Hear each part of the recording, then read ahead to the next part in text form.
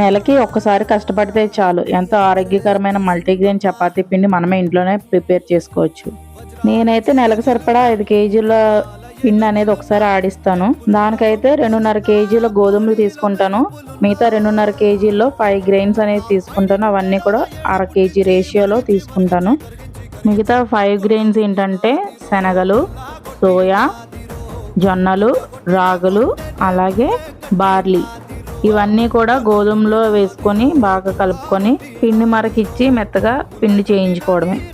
ఈ పిండి అనేది చాలా టేస్టీగా ఉంటుంది. చపాతీలు అయితే మెత్తగా ఉంటాయి. అలాగే ఈ పిండితో పూరీలు కూడా చేసుకుంటే చాలా టేస్టీగా కూడా ఉంటాయి. బయట అయితే ఎక్స్పైరీ డేట్ వేసి ప్లాస్టిక్ కవర్లో ప్యాకేజ్ చేసి ఇస్తారు. అవి మనం తెచ్చుకొని తిన్నా అందుట్లో వాళ్ళు ఎంత స్వచ్ఛంగా చేశారనేది మనకు తెలియదు. ఇలా మన స్వయంగా మన చేతుల్లో చేసుకోవడం వల్ల టేస్ట్ అలాగే ఆరోగ్యం కూడా. మరి మీరేమంటారు?